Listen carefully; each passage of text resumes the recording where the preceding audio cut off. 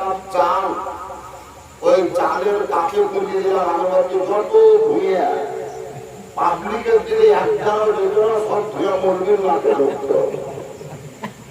আমি বেশিরভাগ মিলাতে আগরবাতি জ্বালা নিষেধ করে দিয়েছি, যদি জানাতে হয় যে সাইডে জ্বালাও না, মন্দির গায়ে অত মশা লাগে না যত সাধারণ দিতে হবে। সাধারণ দিতে গেলে গহিলে দেওয়া। আর যদি সুখ ধান করার নিয়ত হয় তাহলে আগরবাতি দিয়েই সুখ ধান করতে হবে তা নয়। 100, 150, 200 টাকা দামের একটা ভালো 96 মাজমুয়া, সালমা, যে সমস্ত জান্নাতুল ফিরদৌস ভালো আতর কিনতে পাওয়া যায়, সে আতর গুলা নিয়ে মানুষের হাতের খরচায় দিয়ে দেন। ভুল করে তো হুচি হাতে ঠাকাবে না, যদি জামা থাকে তো নাকের ডগাতেও ঢালাবে, মজলিসটার সুঘ্রাণ হয়ে যাবে। আর গোলাপ জল যদি ছিটে হয়তো মানুষের গায়ে নয় দেওয়ালে ছিটা, ওই দিক থেকে যাতে গরুর পেচ্ছাপের গন্ধ না আসে, গোবরের গন্ধ যেন না আসে। আমরা তো পরিষ্কার পরিচ্ছন্ন আছি, আমাদের তো কত ধুতে হবে না। ধুতে গেলে আইনা ধরে, যদি ধুতে হয়তো দেওয়াল ধর, যদি ধুতে হয়তো এই কেন্দ্র ধর, মানুষের শরীর ধোয়ার দরকার নাই। সবাই আমরা পবিত্র অবস্থাতে যখন বলছিলাম বাবাজি, যে কোন দুঃসংবাদের জন্যই ইন্না লিল্লাহি ওয়া ইন্না ইলাইহি রাজিউন এই দুয়াটি প্রযোজ্য। যে মশলাটি বলছিলাম, মুসলমান যাইতে 2 লাখ টাকা দিয়েছে, তার দেওয়া টাকাতে মসজিদের কাজ করে নিয়েছি। সেই মসজিদে আমরা সবাই নামাজ পড়ছি, নামাজ আমাদের হবে, মসজিদও হয়ে গিয়েছে, কোনো অসুবিধা নেই। কিন্তু হয়তো বলেনি যে দান করেছে, বলেনি, আর আমরা ওকে শোধাতে চাইনি, আর টাকার গায়ে লেখাও নাই। যে টাকাও দিয়েছে সেই টাকাটা কিন্তু সুদের টাকা, ওই টাকাটা হয়তো চুরি করা টাকা, সেই টাকাটা হয়তো লটারি বেটি 1 লাখ টাকা পেয়েছিল বা 1 কোটি পেয়েছিল, ওখান থেকে বাহির করে দিয়েছে 2 লাখ টাকা। এক কথায় হালালি পথের ইনকামের টাকা নয়, হারাম পথের ইনকামের টাকা। কিন্তু মুসলমান দিয়েছে, মসজিদ করে দিয়েছে, নামাজও পড়ছে, আর লোকের সামনে দেখি বেড়েছে 2 লাখ দিলাম, 2 লাখ দিলাম, 2 লাখ দিলাম। আমার মতন দামি ব্যক্তি গোটা পানি ছেড়ে নেয়, সই পুরে নেয়, এদিকে নেয় ওদিকে নেয়, হাইরে গৌরব দেখি বেড়েছে। আল্লাহর নবী বলছেন, তোমার গাহাই হইল, তোমার মসজিদে দেওয়াই হইল, কিন্তু নেকি পাওয়া না। কেন? নেকি পাওয়ার জন্য 2টো শর্ত। 1 নাম্বার শর্ত হচ্ছে ঈমানদার হতে হবে, 2 নাম্বার শর্ত হচ্ছে তোমার দান করার টাকা হালালি পথের ইনকাম হতে হবে। যদি মুসলমান না হও তাহলে নেকি পাবা না, আর যদি হালালি পথের ইনকাম না হয়, তুমি কোটি টাকা দিয়ে মসজিদ নির্মাণ করলেও একটাও নেকি পাবা না। কেন? আল্লাহ তাআলা হারাম থেকে বাঁচার জন্য তোমাকে আদেশ প্রদান করেছে, আর ওই আল্লাহই তোমাকে নেকি দিবে। নেকি দেওয়ার মালিক কে? নেকি দেওয়ার মালিককে? কেউ যদি, আমি মরলি মানুষ, যদি একবার সুবহানাল্লাহ বলি, তাহলে সুবহানাল্লাহতে যত অক্ষর আছে সুবহানাল্লাহ যদি পড়েন, তাহলে সিন বা হা, আলিফ নুন, আলিফ লাম, আর তারপরে হা, মোটামুটি 8-9টা অক্ষর আছে। তো 9টা যদি অক্ষর হয়, আর একটা অক্ষরের বিনিময়ে যদি 10টা নেকি পাওয়া যায়, তাহলে 9টা অক্ষর বললে কটা নেকি পাবো? 90টা। হাফিজ সাহেব একবার বললে সুবহানাল্লাহ তো কটা নেকি বলে? 90টা বলে। আর মাওলানা নুরুল ইসলাম যদি পড়ে সুবহানাল্লাহ করে কটা বলে? আমি যদি পড়ি একবার সুবহানাল্লাহ দ্বারা কটা বলবো? এই চাচা যদি সুবহানাল্লাহ পড়ে তো কটা নাকি বলে? গাতে গাতে ভিক্ষা করে বেড়েছে ওই লোকটা যদি একটা সুবহানাল্লাহ বলে ঘটনা নাকি বলে? 90টা বলে না 70টা বলে? 90টা বলে। আমি মৌলবি হয়ে পড়লাম তো 90, হাফিজ সাহেব হই যদি পড়ে তো 90, মুফতি সাহেব যদি পড়ে তো 90, পীর সাহেব যদি পড়ে তো 90। কোন কমি কমতা এখানে না, এখানে কমবে না, কমিশন কাটবে না, পার্সেন্টেজ কাটবে না। এবার 100 দিনের কাজের টাকা হয় যে 50,000 উঠেছে তো 25 আমাদের 25 তোমার। আল্লাহ বলছেন নেকি দেওয়ার মালিক আমি, নেকি আমি দিব। সেহেতু নেকির কাজ যে করবে তার নেকি কেউ নিতে পারবে না, ওরই নিজের অ্যাকাউন্টে জমা হবে। এই নেকি দেওয়ার দায়িত্ব কোন পীর সাহেবকে আমি দিয়ে নি, কোন নবী ও রাসূলকে দিয়ে নি, মেম্বার ও মাতব্বরকে দিয়ে নি, এমপি এমএলএ কে দিয়ে নি, পঞ্চায়েতের মেম্বার বা প্রধানকে দিয়ে নি, মুখিয়া বা মাতব্বরের হাতে রাখা হয়নি। আল্লাহ তাআলা আলেমুল গায়ব, আল্লাহ সব জানে। আল্লাহ যেহেতু ভবিষ্যতের কথা সমস্তটাই আল্লাহর জানা। আল্লাহ রব্বে কায়নাত এটাও জানতেন যে আখেরি জামানায় আমার নবীর উম্মত যারা বেশিরভাগ মোড়ল মাতব্বররা হয়তো পাবলিকে কাজ করে, গরিবে কাজ করে, রাস্তার টেন্ডার হয়, আর ওরা এমপিরে ভাগ করে খায়। এই নেকি দেওয়ার দায়িত্ব যদি এমএলএ এমপিদের হাতে দিতাম তাহলে গরিবেরা নামাজ পড়তো আর বড় লোকরাই নেকি ভাগ করে নিত। এই যে আমি নেকিদের হাতে তুলে দিই, আমি নিজের হাতে দিয়েছি।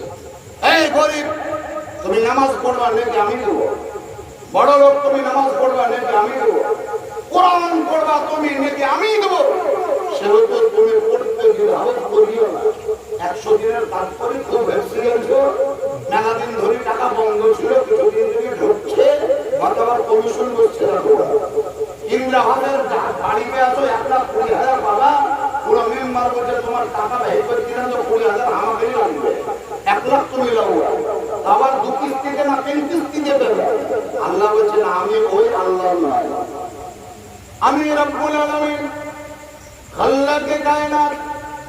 ভালো কর্ম করার কোন আমার বান্দা যদি নিয়ত করে এখনো কর্ম করেনি, কেউ যদি নিয়ত করে আগামীকালকে সকালবেলায় ফজরের নামাজ পড়ব, নামাজ এখনো পড়েনি, নামাজ পড়ব বলে যদি নিয়ত করে, আল্লাহ বলছেন তার আমল নামায় নেকি লেখা হবে।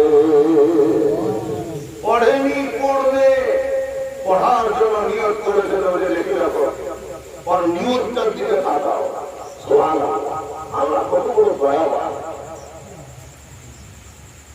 মে মাসের 18 তারিখ ভোটের এলান হলো, ভাই না কোন মাসে, ওই এপ্রিল মাসে 18 তারিখ ঘোষণা হলো যে 7 দফাতে ভোট হবে। আপনাদের এই পানি সেলের কিছু লোক রাজ্যের বানায়, চাচা কোন দিকে নিয়োগ করা তো কি বলবো, আগে যুগ যুগ ধরে আমরা চলে যায়, তোমরা যাও আমি দেখি শুনে দেখিও। চাচি কই, চাচি দেখেন এটো টিপবেন, এটো টিপবেন, এই এটো টিপবেন, এটো টিপবেন, এরকম করে ক্যাম্পেইন হচ্ছে না, হয়নি? আপনাদের গ্রামে হয়েছে, আমাদের গ্রামে হয়েছে। আপনি না করলে আমি করেছি, না আমি না করলে ও করেছে, তো ওরা কেউ তো ক্যাম্পেইন করেছে। একটা জিনিস মাথায় নেন, এই যে আপনি রাত দিন খেটে 24 ঘন্টা ঘুরে ঘুরে যে লোকটাকে দেখালা হলে ঘাড়ে ঘাড়ে ধাক্কা লাগে কথা বলবেন না, সেই লোকটাকেও কিন্তু সেই দিন কথা বলেছেন যেন ভোটটা আমাদের দিকে যায়। এই যে পরিশ্রমটা করলেন কার জন্য? অন্য কাউকে পাস করাবার জন্য। আপনি নিজে পাস হওয়ার জন্য নয়, অন্য কাউকে পাস করার জন্য আপনার পরিশ্রমে যেন উপাস করে, আপনার পরিশ্রমে যেন সে পাস করে। হে ভাই মুসলমান, আপনাকে আমাকে সকলকেই আমি বলছি, পরকে পাস করাবার জন্য বহুত পরিশ্রম করলাম, একবার কবর এবং হাসরে নিজে পাস করার জন্য বেশি কিছু না পারলেও হালাল রুজি খাও আর 5 ওয়াক্তের নামাজ আদায় করো। নিজে পাস করার চিন্তা আমাদের নাই, পরকে পাস করাই বেড়াচ্ছি। তুমি ওকে পাস করাই দিলে যার তার চাকরি দেখতে দেবে না পার গুড্ডা দেখতে দেবে। কিছুদিন দেখলাম ওই ইউসুফ পাঠান আছে হায়দ্রাবাদ থেকে বহরমপুরে ক্রিকেট খেলে যাবে। রাহুল গান্ধী ছিল কালিয়াচক এলাকায়, তো দেখি লোকের পাঁচরে বসে বিড়ি মরছে, বিড়ি জ্বলছে। দিনের ভোজকে দেখছিল টেনিস খেলে বেড়েছে, শতাব্দীকে দেখছিল কোন জায়গায় গাউন্ড দেখে বেড়েছে। ও ফুটবল খেলতে আসবে না, আর ইও গাউন্ড দেখে মানুষের মন জয় করতে পারবে না, আর রাহুলের তো পাত্তাই পাবেন না, আর মোদী তো আপনাদের পানি ছেড়ে আসবেই না। যদি আসে আপনার বাড়ির পাঁদরকার কোনো দুশ্মন আসবে।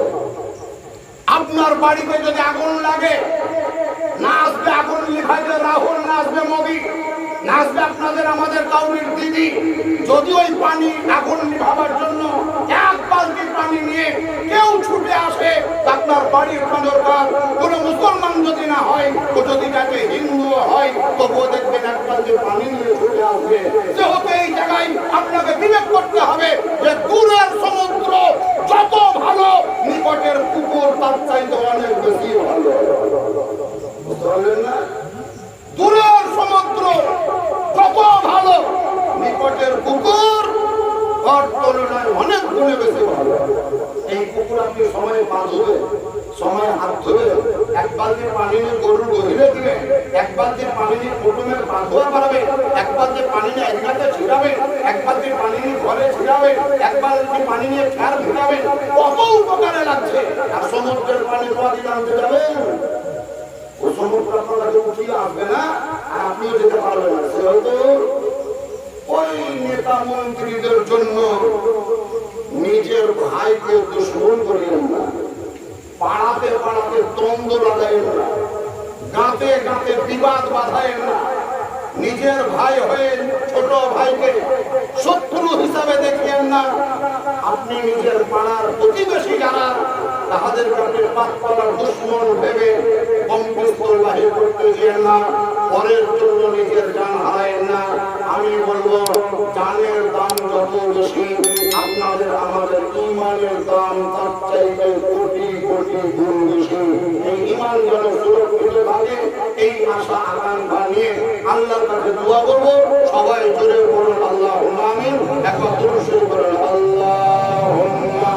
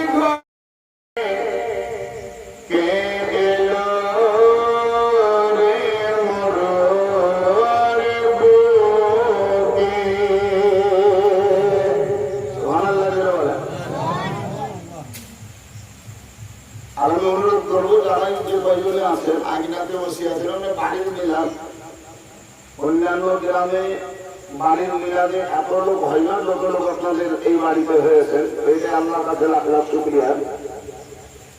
কিছু কিছু বড় বড় মাদ্রাসার দালসাবার বিরাট বড় প্যান্ডেল, বিরাট বড় বড় বক্তা, বক্তব্যের স্টেজে ছিল 6টা কিংবা 9টা লোক। কেন? ওই যে খিচুড়ি খাওয়া ইংরেজার ফেলে সকাল আসবে আর নাই। এটা আপনারা এসছেন, আসেন, কয়েকটি কথা বলবো, হয়তো আমার কথাগুলো আপনাদের মাঝে স্মৃতি হিসাবে বিরাজ করবে। আর যদি কেউ কোনো কথাকে ক্যাচ করে তার উপরে আমল করতে পারেন, তো তার বিনিময়ে আপনার দ্বারাতে আমিও নেকের অধিকারী হব। সাজিয়া কৃষ্ণ গুরু খোদার পথ দেখাতে কে এলো রে মোর বুকে। 360 খোদার যদি থাকতো কোন ঘর খোদাই খোদাই দঙ্গলে বন্ধ হতো কর্ম। এক খোদার মর্ম, এক খোদার মর্ম মানুষকে বুঝাতে কে এলো রে মোর বুকে। সুবহানাল্লাহ, জোরে বলে দিন। এক একজনের কেলাম এক এক রকম। এদিকে বহরম করে একজনা এলান করে বেড়াইলে যে পার্লামেন্টে যদি প্রতিবাদ করার কেউ আছে তো আমি আছি, যেহেতু আমাকে দেখিও। কেউ তো বলে বেড়েছে তোমরা যদি আমার দিকে তাকাও তো তোমাদেরকে গান শোনাই যাব। রাহুল বলে বেড়ে যদি আমার দিকে তাকাই দেখো তাহলে তোমাদেরকে সুবহানাল্লাহ 4 লাখ না 2 লাখ করে টাকা দেব। আর মোদীতে আর অমিত শাহতে আর ওদিকে যোগীতে 3 জনাকে ধরে পিটি বেড়াইলে যদি আমাদেরকে ফেল করেন তো চালু করে দিব। এই সমস্ত এলান এরা করলো, এরা হলো দুনিয়াবি নেতা। কিন্তু সমগ্র জগতের পয়গম্বর নবী মুস্তাফা বললেন, হে আমার উম্মত, আমার বর্গরা শোনো, তোমরা যদি আমাকে মন থেকে ভালোবাসো, দিল থেকে প্রেম করো, আমার উপরে যদি দিল থেকে দরুদ পড়ো, আমি নবী মুস্তাফা তোমাদের জন্য হাসরের অন্তরে শাফাআত করে তোমাদেরকে জান্নাতি বানিয়ে দেব। বলেন কার কথার মূল্য বেশি? যারা বলেছে এদের কথার সততা থাকতেও পারে নাও পারে, কিন্তু নবী যেটা বলেছেন একেবারে পাথরের দাগের মতন কোনোদিন মিটবে না, আর কিয়ামত পর্যন্ত কেউ মিটাতেও পারবে না। তার কারণ নবী মুস্তাফার জন্মসূত্রে এখন পর্যন্ত নবী সত্যই বলেছেন, মিথ্যা বলার কেউ প্রমাণ করতে পারবে না।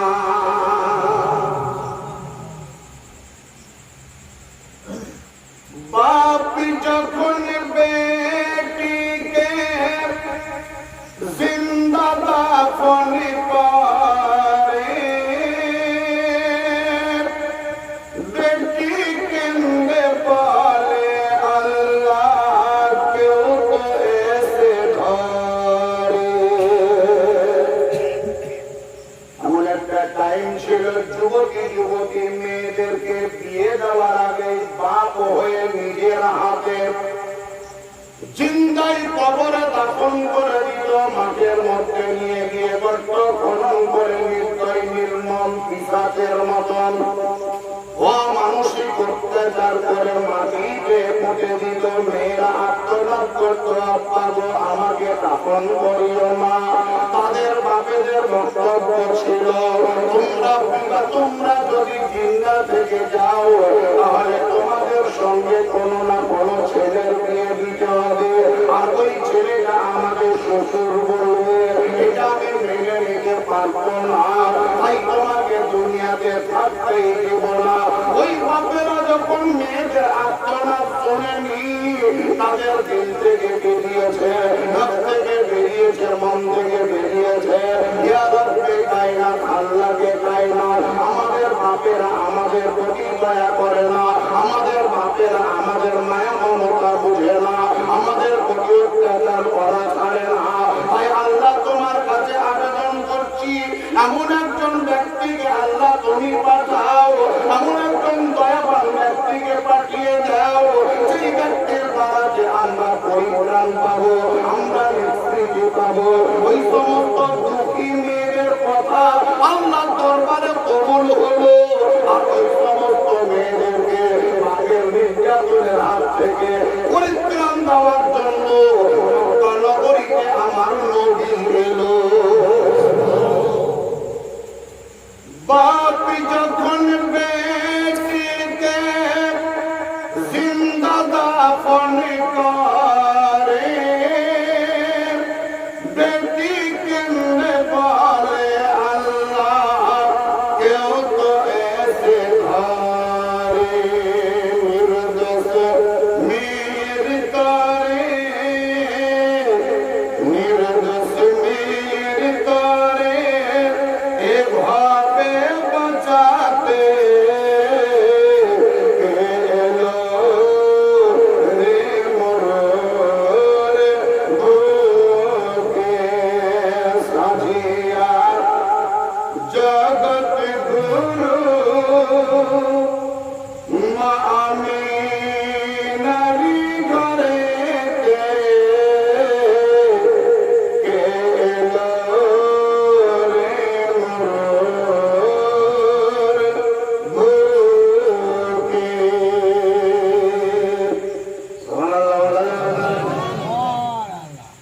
আরো একটা কুসংস্কার ছিল, মানুষ হয় মানুষ কিনে দাস করে রাখে, জমির ভয়ে দাস করে প্রভু বলে ডাকে, দাস দাসী হইতে দাস দাসী হইতে স্বাধীনতা দিতে এলো রে মোর বুকে সাজিয়া জগৎ গুরু, সাজিয়া বিশ্ব গুরু, খোদার পতাকাতে এলো রে মোর বুকে। আল্লাহুম্মা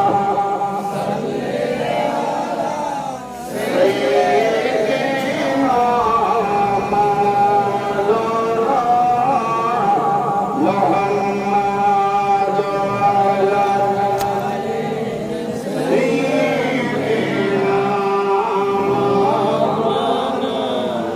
মুহাম্মাদ। জোরে জোরে বলুন আল্লাহুম্মা সাল্লি আলা সাইয়্যিদিনা মাওলানা মুহাম্মাদ ওয়া আলা সাইয়্যিদিনা মাওলানা। গ্রামে মনে হয় হাই স্কুল নাই, আছে? পাশে আছে, যা পাশে আছে। ওই হাই স্কুলের যিনি প্রধান শিক্ষক মানে হেডমাস্টার, তিনি বেশ কিছুদিন ধরে ছেলে মেয়েদেরকে লেখাপড়া করছেন, মাস্টারদেরকে পরিচালনা করছেন, স্কুলের দেখাশোনা করছেন।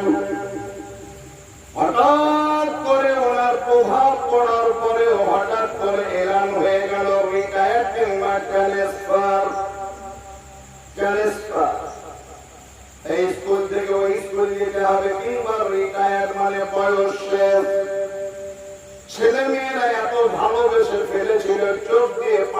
দিচ্ছে অন্যান্য মাস্টাররা।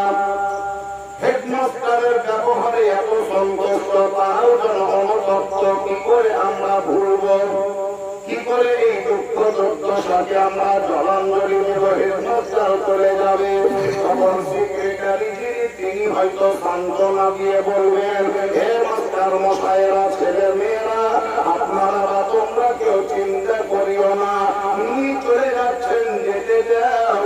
ইনার চলে যাওয়ার পরে দেখবা ইনার চাইতেও ভালো হেডমাস্টার আসবে। ভালো হেডমাস্টার আসবে যখনই ছেলে মেয়েদের মাথায় যাওয়া যাবে, তখনই কিন্তু এই হেডমাস্টার চলে যাওয়ার যে ব্যথা বেদনা একটু কমবে না? হযরত আদম আলা নবিয়িনা আলাইহিস সালাতু ওয়াস তাসলিম দুনিয়াতে ছিলেন। হযরত আদম পয়গম্বরের কিছু আপনার কেবল যে অনুরাগী অনুগামী কিছু লোক তিনার ভক্ত বা প্রেমিক। হযরত আদম পয়গম্বর যখন ইন্তেকাল করে দুনিয়া থেকে চলে যাবেন, তো আল্লাহ রাব্বুল আলামিনের তরফ থেকে এলান হলো, হে জনগণেরা, ঘাবড়ায় না, চিন্তা করিও না, ইনার চলে যাওয়ার পরে তোমাদের মাঝে একজন ভালো নবীর আগমন ঘটবে। তারপরে যিনি এলেন তিনিও চলে গেলেন, আবার এলান করা হলো, ইনার পরে একজন ভালো নবী আসবেন, উনিও যখন চলে গেলেন আবার এলান হচ্ছে, ইনার পরে একজন ভালো নবী আসবেন, হযরত মুসা কালিমুল্লাহ, হযরত ঈসা রূহুল্লাহ। এক কথায় 1,24,000 সমস্ত নবী ও রাসূলগণ যখন গেলেন তিনাদের উম্মত বর্গদের কাছে, এটাই এলান হলো, এটাই প্রচার প্রসার হলো, আমার চলে যাওয়াতে চিন্তা করিও না, আমার চলে যাওয়াতে ঘাবড়াইও না, আমি চলে যাওয়াতে তোমরা টেনশনে ভুগিও না, আমার পরে তোমাদের মাঝে একজন ভালো নবীর আগমন ঘটবে। আদম নবী বললেন, আমার পরে ভালো নবী আসবে। হযরত নূহ নবী বললেন, আমার পরে ভালো নবী আসবে। হযরত দাউদ পয়গম্বর তিনিও বললেন, আমার পরে ভালো নবী আসবে। হযরত সুলাইমান নবী বললেন, আমার পরে ভালো নবী আসবে। হযরত ইব্রাহিম পয়গম্বর তিনিও বললেন, আমার পরে ভালো নবী আসবে। হযরত মুসা কালিমুল্লাহ তিনিও বললেন, আমার পরে ভালো নবী আসবে। শেষবেলায় হযরত ঈসা রূহুল্লাহ তিনিও বলে গেলেন তার ভক্তদেরকে যে আমার পরে ভালো নবী আসবে। আর শেষবেলায় যিনি এলেন তিনি নবী মুহাম্মদ রাসূলুল্লাহ। সমস্ত নবী ও রাসূলদের কথা মোটামুটি বুঝতে পারা গেল, আমাদের নবী হচ্ছেন সমস্ত নবী ও রাসূলদের মধ্যে সবচাইতে বেশি ভালো। সবাই কিন্তু এলান করে যে ভালো আসবে, ভালো আসবে, ভালো আসবে। আর ইনি শেষ বেলায় এলেন, ইনার পরে আর কেউ আসবে না, তার মানে ইনি হলেন সবচাইতে ভালো। এই কারণে আরবি ভাষায় বলা হয় আফজালুর রাসূল। আফজালুর রাসূল মানে সমস্ত নবী ও রাসূলদের মধ্যে বেটার মানে উৎকৃষ্ট, ভালো। আফজাল মানে উত্তম বা ভালো। সমস্ত নবী ও রাসূলদের এই হাফিজ সাহেব কোন গ্রামে মনোযোগ করবে?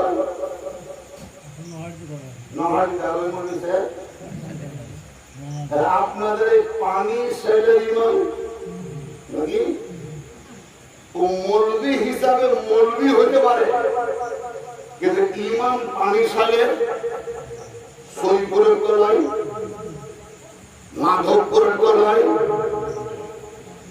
মৌলবি বটে, কিন্তু রামপুর হাটের কোর্টের পাশে যে মসজিদ, সেই মসজিদের তো ইমাম নাই। এক কথায় আপনাদের এই পানিশাল গ্রামের ইমাম, কিন্তু তাই বলে আয়াসের গোটা অঞ্চলের ইমাম নয়। যদি গোটা অঞ্চলের ইমাম হতে হয় তাহলে গোটা অঞ্চলের লোককে নামাজ পড়াইতে হবে, তবে কি ইমাম হবে? গোটা অঞ্চল নিয়ে একটা প্রধান আছে না, গোটা অঞ্চলের প্রধান কি করি? 13 12টা মেম্বারের মধ্যে ও একটা মেম্বার, আর ওই 12 ঝোলা মিলিয়ে ওকে করেছে তুমি হয়ে যাও। তো 12 ঝোলা যখন মিলিয়ে গেছে গোটা অঞ্চলের লোককে মানতে হবে। আমাদের প্রধান, সবাই প্রধান। তাহলে মৌলানা সাহেব বা ইমাম সাহেব আপনাদের গ্রামের ইমাম, অন্য গ্রামের নয়।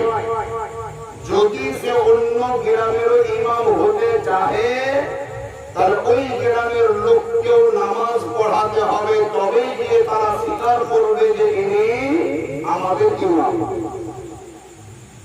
আমাদের নবী, বিশ্ব নবী আকা মুস্তাফা সাল্লাল্লাহু তাআলা আলাইহি ওয়াসাল্লাম একটা পদবী ওনার হচ্ছে আফজালুর রাসূল, মানে সমস্ত রাসূলদের মধ্যে উৎকৃষ্ট। এটা তো প্রমাণ হলো। দ্বিতীয় নম্বরের লকব বা উপাধি হচ্ছে ইমামুল আম্বিয়া। ইমামুল আম্বিয়া, নবী হলো এক বছর, আম্বিয়া হলো বহু বছর। আম্বিয়া মানে সমস্ত নবী ও রাসূলগণ, ইমাম মানে ইমাম। আমাদের দিনের নবী, শেষ জামানার নবী হচ্ছেন সমস্ত নবীগণের ইমাম। এই জায়গাটার মার্কিং করেন সমস্ত নবী ও রাসূলদের ইমাম কি করে হলেন। আদম নবী তো প্রথমে ইন্তেকাল করে গিয়েছেন, দাউদ নবী চলে গিয়েছেন, সুলাইমান নবী চলে গেছেন, হযরত নূহ নবী, ঈসা নবী, দাউদ, হযরত ইদ্রিস আলাইহিস সালাম, হযরত ইয়াকুব আলাইহিস সালাম, হযরত দানিয়েল আলাইহিস সালাম, হযরত জাকারিয়া আলাইহিস সালাম। এক কথায় সমস্ত নবী ও রাসূলগণ এসেছেন, চলে গেছেন। আর শেষ বেলায় আমাদের নবী এলেন। নবী যখন দুনিয়াতে এলেন তখন পৃথিবীতে কোন নবী ছিল না। ছিল? কোন নবী তো ছিল না। অথচ ওই সমস্ত নবী ও রাসূলদের ইমাম আমার নবী হলেন কি করে? এই সাইয়্যিদুল মুরসালিন যেমন হওয়া প্রমাণিত হলো, আফজালুর রাসূল হওয়া যেমন প্রমাণিত হলো, নবীদের ইমাম হওয়াটাও যেন প্রমাণ হয়, সত্য হয়। এই কারণে আমাদের নবী যেদিন কোরআনের দিকে যেতে মক্কা নগরী থেকে শুরু করে ইয়ামান দেশের বাইতুল মুকাদ্দাসে গিয়ে হাজির হলেন জিবরিল ফেরেশতার সাথে। তো আমার নবী মুস্তাফা হাজির হওয়ার আগে আল্লাহ রাব্বুল কায়নাত হযরত আদম পয়গম্বর থেকে শুরু করে হযরত ঈসা নবী পর্যন্ত সমস্ত নবী ও রাসূলগণকে ওই বাইতুল মুকাদ্দাস নামক মসজিদে হাজির করেছে। হে আদম তুমি যাও, নূহ তুমি যাও, ঈসা তুমি যাও, মুসা তুমিও যাও, সুলাইমান তুমিও যাও, হযরত ইব্রাহিম, ইসমাঈল তোমরা সবাই যাও। কেন যাবো? বলে আমার শেষ জামানার নবী হচ্ছেন ইমামুল আম্বিয়া, সমস্ত নবী ও রাসূলদের ইমাম। সেহেতু তোমরা ওই জায়গায় যাও। আর আমার নবী ইমাম সেজে 2 রাকাত নামাজ পড়বে, তোমরা নামাজ পড়াবে। তোমরা তার পিছনে 2 রাকাত নামাজ পড়ে সবাই তার মুক্তাদি হয়ে যাও। সব নবী রাসূলগণ আমার নবীর পিছনে ওই জায়গায় নামাজ পড়লেন। এবার বলেন আমাদের নবী সবার ইমাম হলেন না হলেন না? হযরত আদম নবীকে আমাদের নবী বলেছিলেন যে হুজুর আপনি তো আদি পিতা আদম, আমাকে নামাজ পড়ার জন্য দায়িত্ব দিচ্ছেন, তো আপনি পড়ান, আপনি পড়ান, আপনি তো সর্বপ্রথম দুনিয়াতে এসেছিলেন। আদম আলাইহিস সালাম বললেন যে দুনিয়াতে মেলা দিন ধরে ইমামতি করেছি, আজকের দিনে আমি ইমাম সাজতে আসিনি, বরং বড় আশা করে ভরসা নিয়ে আপনার পিছনে 2 রাকাত নামাজ পড়ে আপনার মুক্তাদি হওয়ার জন্য এসেছে। এটা বলেন যে আদম পয়গম্বর পর্যন্ত আমাদের নবী মুস্তাফার মুক্তাদি হওয়াটাকে গৌরবের বিষয় ভাবে, আর আমাদের নবীকে আমাদের জন্য কম গৌরবে, আমাদের কি কম গৌরবে? একটা জিনিস জেনে রাখবেন, যে যত ভালো স্কুলে ভর্তি হবে বা মেয়েটিকে তত বেশি বেশি পরিশ্রম করতে হবে। এগুলো মাথায় রাখবে। প্রাইমারিতে পড়ছেও পরিশ্রম করলেও যেমন, না করলেও তেমন, 8 পর্যন্ত পাস ফেল কিচ্ছু নাই।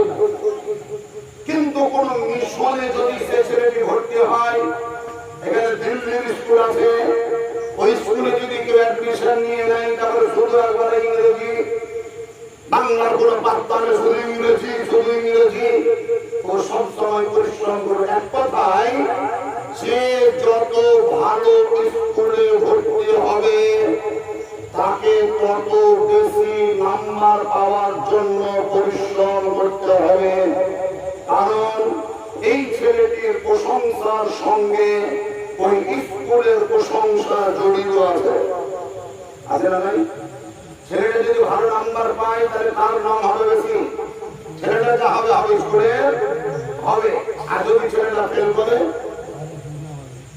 তাহলে ছেলেটার তো বদনাম যা হবে হবে, স্কুলকেও টেনে আনবে।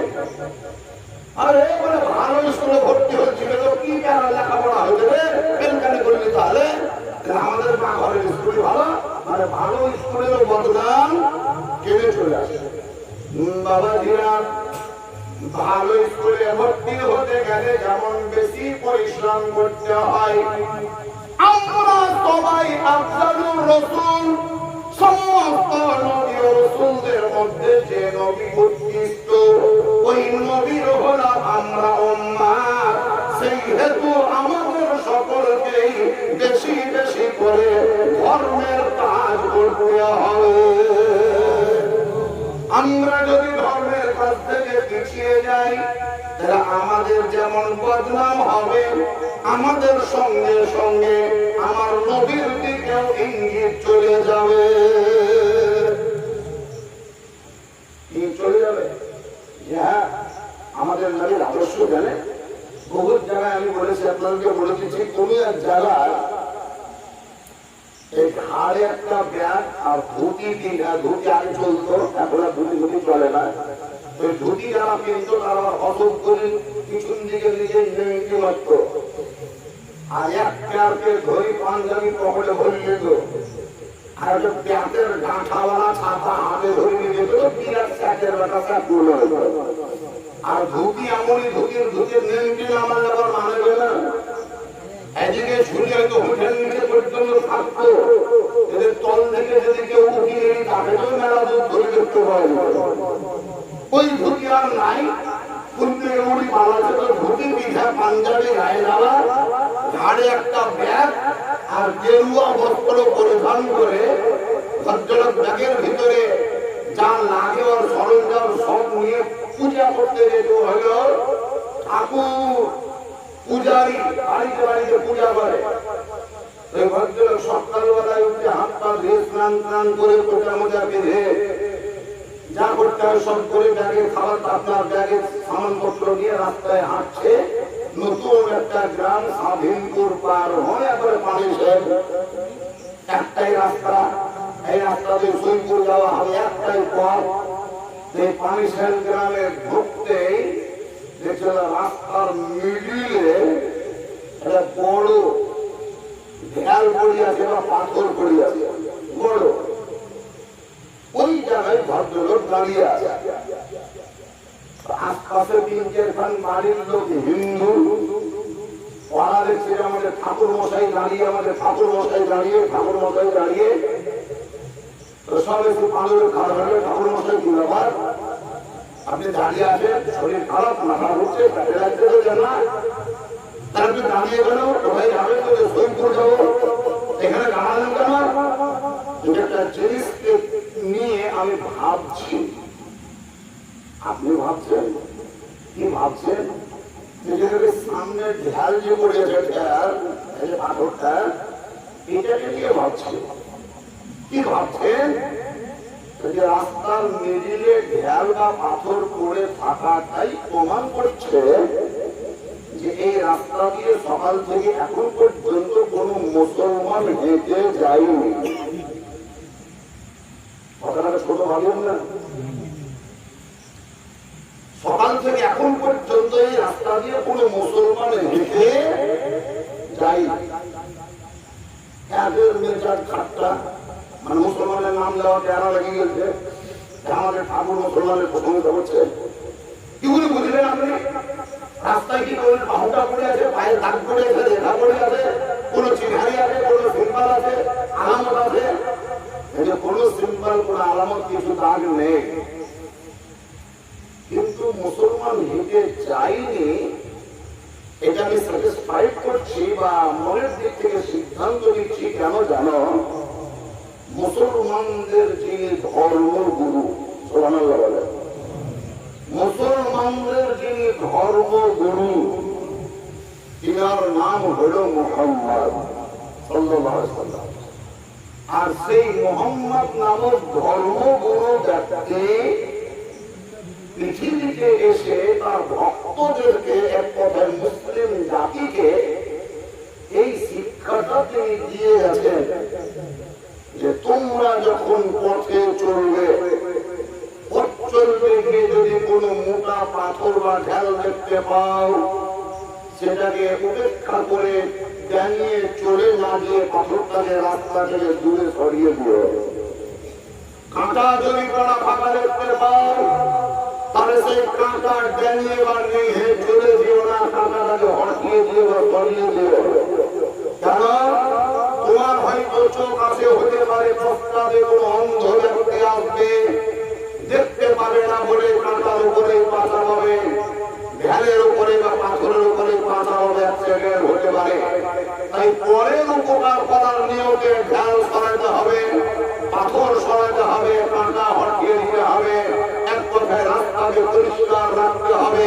এই শিক্ষাটা মুসলমানদের ধর্মগুরু নবী মুহাম্মদ তার ভক্তদেরকে শিক্ষা দিয়েছে। আর ওই শিক্ষায় শিক্ষিত মুসলিম জাতিরা, সেই শিক্ষায় শিক্ষিত হওয়া মুসলমান যদি এই রাস্তা দিয়ে হেঁটে যেত, তাহলে মুহাম্মাদের শিক্ষা অনুযায়ী নিশ্চয়ই ঢেল বা পাথরটাকে হটিয়ে দিত। যেহেতু ঢেল পড়ে আছে, সেহেতু প্রমাণ করছে যে কোনো মুসলমান হেঁটে যায়। কি বুঝলেন? আপনাদের কাছে বোধহয় রাস্তায় গরু বাঁধে না, মানে না, না বাঁধা গরু বাঁধে না এমন কোন গ্রাম খুব কমই পাবেন। পাড়া গ্রাম যদি হয়, শহর আলাদা, পৌরসভা আলাদা, টাউন আলাদা, কিন্তু পাড়া গ্রামের মধ্যে বেশিরভাগই দেখবেন গহীন থেকে গরু ফসিয়ে মেন রাস্তার উপরে ফুটে ফুটে, রাস্তার উপরে গরু বসে থাকে বা দাঁড়িয়ে থাকে। শুক্রবারের দিন বা মাগরিবের টাইম আপনি জামাটা গায়ে দিয়ে চটপট করে উজু করে নামাজটা পড়তে যাচ্ছিলেন, ওই রাস্তাতে হয়তো দেখবেন পায়খানা করে রেখেছে, গরুকে গোবর পড়ে আছে, পেচ্ছাপ করে গোটা রাস্তা খারাপ করে রেখেছে। আপনি যদি ওই বাড়িওয়ালাকে কিছু বলতে যান, তো গরু হটাবে না, বরং আপনারই গলায় ধাক্কা দিয়ে আপনাকে হটাবে। আমি বেশি পেলাম যে তোমার গরু, তোমার লাভের রাস্তা ইয়াও হবে, তাহলে সত্যি আছে। কিন্তু নবী মুস্তাফাকে শিক্ষা দিলেন, আমাদের নবী শিক্ষা এটাই দিলেন, হে মুসলিম জাতি, তোমরা আমার ছাত্র, আমার ভক্ত, আমার প্রেমিক, অতএব তোমরা রাস্তায় চলতে গিয়ে যদি কোনো পাথর বা কাঁটা খোঁজ দেখতে পাও, তাহলে সেটাকে হটিয়ে রাস্তাটাকে পরিষ্কার করো। আমার রাস্তা নোংরা করে রাখতে বলেননি, বরং পরিষ্কার করে রাখতে বলেছেন। সেই নবীর আদর্শে আদর্শিত হয়ে আমরা যদি কাজে রূপান্তরিত করতাম, তাহলে আমাদের পথ ঘাট নোংরা হয়ে থাকতো না, আমাদের বাড়ির আঙিনা পর্যন্ত যেমন পরিষ্কার থাকে, বাড়ির পাশে রাস্তাও পরিষ্কার থাকতো। কিন্তু আজকে বর্তমানে আমরা মুসলমান তো হলাম, কিন্তু নবীর আদর্শ শিখলাম না, মুসলমান তো হলাম, কিন্তু নবীকে চিনলাম না, মুসলমান তো হলাম, কিন্তু নবীর শিক্ষায় আমরা শিক্ষিত হয়ে নিজের জীবিকা নির্বাহ করার উদ্দীপনা আমাদের মধ্যে এলো না। আমাদের আফসোস ওই জায়গাতে আমাদের শিক্ষা নিয়ে, আমাদের নবীর দেওয়া শিক্ষা নিয়ে অন্যরা বড় হয়ে গিয়েছে, অন্যরা বড় বড় আসন দখল করেছে। কিন্তু আজকে আমরা সেই জায়গা থেকে দূরে হয়ে গিয়েছি। মানে কোরআন শরীফটা আমাদের যেন বাপদাদার প্রপার্টি, বাপদাদার সম্পদ হিসাবে আমরা মুসলমানরা কোরআন পড়ি না। কিন্তু যদি শরীফ করে দেখেন, তাহলে মুসলমানরা যে তুলনায় কোরআন পড়ে তার চাইতে দ্বিগুণ তিনগুণ বেশি কোরআন ইহুদি নাসারা খ্রিস্টান যারা তারা পড়ে, বেধর্মী যারা তারা কোরআন স্টাডি করে, কোরআন পড়ে, যদিও মুখ ফুটে বলতে পারে না, কিন্তু তাদের নফস বলে, দিল বলে যে মুহাম্মাদের মতন শিক্ষা প্রদানকারী শিক্ষক জগতে কেউ আসেনি আর কোনোদিন আসবে না, আর কোরআনের মতন নিখুঁত অমীয় বাণী কোন ধর্মগ্রন্থে পাওয়া যায়নি, আর কিয়ামত পর্যন্ত পাওয়া যাবে না। নবী মুহাম্মদ শ্রেষ্ঠ পয়গম্বর, আল্লাহর প্রফেট, আল্লাহর নবী, এটাও যেমন তারা মানে, কোরআনটা উৎকৃষ্ট ধর্মগ্রন্থ এটাও তারা মানে। কিন্তু সমাজের বাধা গরম থাকার জন্য হয়তো মুখ ফুটে বলতে পারে না, কিন্তু দেখবেন সময় সুযোগ পেলেই বন্ধুত্বের ছলে হাস্যকৌতুকের ভাবে বলেই ফেলে যে তোমাদের ইসলাম ধর্মটাই ভালো, তোমাদের পবিত্র কোরআনটাই ভালো। এরকম বলা তো পাননি, শোনেননি? বহুত পাবেন। কেন বললো? বলেছে একটাই কারণে, যে কোরআনের মর্ম বুঝে, নবী মুস্তাফা তাকে বুঝে। বলছিলাম ইহুদি নাসারারা যত কোরআন পড়ে সেই তুলনায় আমাদের মুসলিমরা অত কোরআন পড়ে না। তবে পার্থক্য ওদের পড়াতে আর আমাদের পড়াতে পার্থক্য একটা, ইহুদি নাসারারা কোরআন পড়ে, কোরআনের মধ্যে কোনো ভুল আছে কিনা বাহির করার জন্য, আর মুসলমানরা বছরে একবার দুবার পড়লেও এরা কোরআন পড়ে আল্লাহ এবং আল্লাহর রাসূলকে রাজি করার জন্য। এটা হচ্ছে কথা, এটা হলো পার্থক্য। যা হোক, আর লম্বা কথা আমি আপনাদের মাঝে বলছি না, দু তিনটি মশলা সম্পর্কে আপনাদেরকে একটু বলে দিই। যদি